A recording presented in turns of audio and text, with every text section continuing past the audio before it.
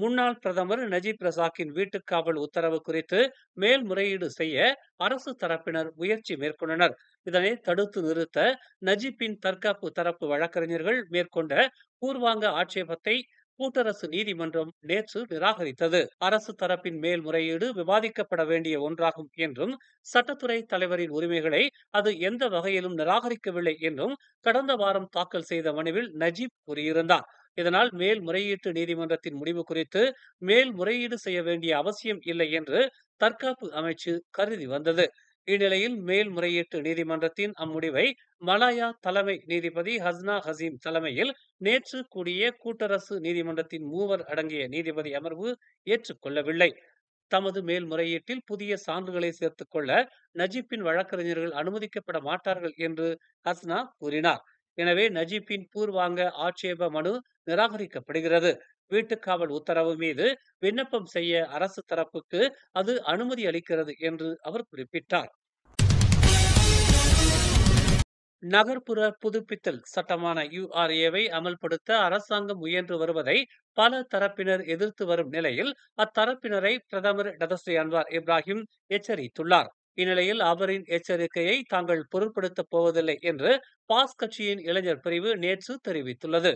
June மாதத்தில் தாக்கல் செய்யப்படலாம் என்று எதிர்பார்க்கப்படும் அந்த உத்தேச மசோதாவை எதிர்த்து பாஸ் கட்சியின் இளைஞர் பிரிவினர் வீதிகளில் இறங்கி போராடுவோம் என்று அப்பிரிவின் தலைவர் அஃப்னான் ஹமீமி தாயிப் அசாமுடின் தெரிவித்துள்ளார்.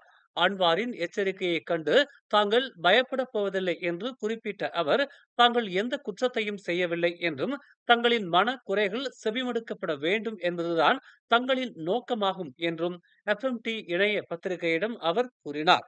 சட்டத்திற்கு உட்பட்டுதான் பேரணியை ஏற்பாடு செய்வோம். கடந்த காலத்தில் நாகரிகமற்ற சில நபர்கள் செய்தது போல் போலீஸ் வாகனங்களை நாங்கள் அடித்து சேதப்படுத்த மாட்டோம் என்று அவர் குறிப்பிட்டார். மலாய் மொழியை புரிந்து கொள்ள முடியாத மாணவரை சீனாவுக்கு திரும்பிச் செல் என்று கூறிய ஆசிரியை மீது கல்வி அமைச்சு உள்நிலை விசாரணை நடத்தி வருகிறது.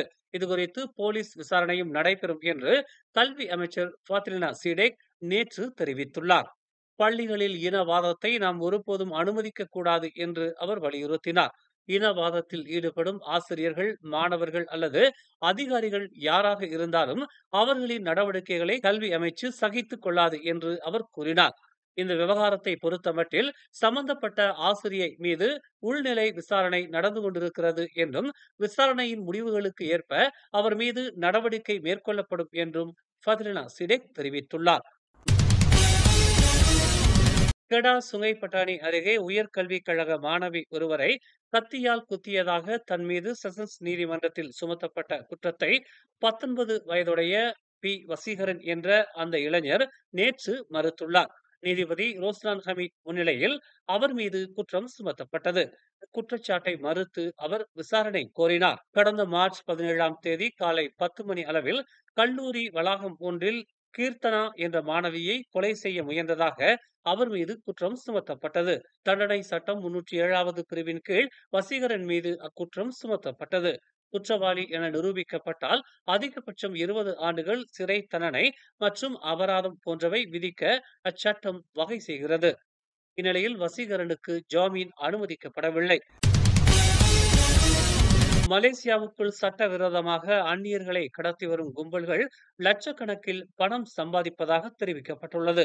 நாட்டுக்குள் தெரிவிக்கப்படும் ஒவ்வொரு குடியேறியிடமிருந்தும் 17,000 வெள்ளி கட்டணமாக வசூலிக்கப்படுகிறது என்று மலேசிய கடலியல் அமலாக்க முகமையான MMEA தெரிவித்துள்ளது. சில படகுகளில் 300 குடியேறிகள் வரை வருகின்றனர். ஒரு பயணத்திற்கு லட்சக்கணக்கான பணத்தை அவர்களிடமிருந்து அக்கும்பல்கள் வசூலிக்கின்றன. கடந்த ஜனவரி 3ஆம் தேதி லங்காவியின் தெலுக்யூ கடற்கரை பகுதியில் 196 கள்ள குடியேறிகள் பிடிபட்டனர். அவர்கள் ஒவ்வொருவரிடமிருந்தும் கூடுதலாக 2,000 வெள்ளி வசூலிக்கப்பட்டுள்ளது. படகு கொள்முதலுக்காகவும் இதர தளவாட ஏற்பாடுகளுக்காகவும் அப்பணம் வசூலிக்கப்பட்டுள்ளது. இதனை பார்க்கும் போது மொத்தம் 18 லட்சம் வெள்ளியை சம்பந்தப்பட்ட மனித கடத்த கும்பல் பெற்றுள்ளது என்று அந்த முகமையின் தலைமை இயக்குனர் முகமது ரோஸ்டி அப்துல்லா தெரிவித்துள்ளார். குண்டர் கும்பல் நடவடிக்கைகளில் சம்பந்தப்பட்டவர்கள் என்று குற்றம் சுமத்தப்பட்டுள்ள Global Ikhwan Services and Business Holdings நிறுவனத்தின் தலைமைச் செயல் அதிகாரி நசருடீன் அலியையும் அதன் 12 உறுப்பினர்களையும் ஜாமீனில் விடுவிக்க கோரிய விண்ணப்பத்தை ஷா ஆலம் உயர்நீதிமன்றம் நிராகரித்தது. ஆயினும் இதர 8 பெண்கள் தாக்கல் செய்திருந்த ஜாமீன் விண்ணப்பத்தை நீதிமன்றம் ஏற்றுக்கொண்டது. அவர்களில் நசூருடீனின் மனைவி அசூரா யூசுப்பும் அடங்குவார் என்பது குறிப்பிடத்தக்கது. அந்த எண்வரும் தலா 40,000 வெள்ளி ஜாமீனில் 2 நபர் உத்தரவாதத்துடன் விடுவிக்கப்பட்டுள்ளனர். சொஸ்மா சட்டத்தின் 13(2) பிரிவின் கீழ் காணப்படும் எந்த ஒரு நிபந்தனைகளையும் நசீருடீனும் இதர 12 நபர்களும் நிறைவேற்றப்படாத காரணத்தால் அவர்களின் ஜாமீன் கோரிக்கை தள்ளுபடி செய்யப்படுவதாக நீதிபதி லத்தீஃபா தாகார் குறிப்பிட்டார். கடந்த 2020ஆம் ஆண்டு அக்டோபர் மாதத்திற்கும் 2024ஆம் ஆண்டு செப்டம்பர் 11ஆம் தேதிக்கும் இடையில் ஸ்லாங்கூர் ரபாங் பண்டார் கண்ட்ரி ஹோம்ஸ் எனும் இடத்தில் ஒரு வளாகத்தில் குண்டர் கும்பல் நடவடிக்கைகளில் ஈடுபட்டதாக அந்த 13 பேர் மீது கடந்த ஆண்டு அக்டோபர் 23ஆம் தேதி சலயாங் செஷன்ஸ் நீதிமன்றத்தில் குற்றம் சுமத்தப்பட்டது. மேலும் செய்திகளை தெரிந்து கொள்ள தமிழ் மலர் நாளிதழை பாருங்கள். உடனுக்குடன் செய்திகளை தெரிந்து கொள்ள தமிழ் மலர் இணையதளம், தமிழ் மலர் செயலி மற்றும் மலர் டிவி யூடியூப் சேனலை வலம் வாருங்கள். எங்களோடு இணைந்திருக்க மலர் டிவியை பதிவு செய்து கொள்ளுங்கள். உறவுகள் மகிழ்ந்திட விருப்பம் மற்றும் பகிர்வு சேவையை சொடுக்கிடுங்கள்.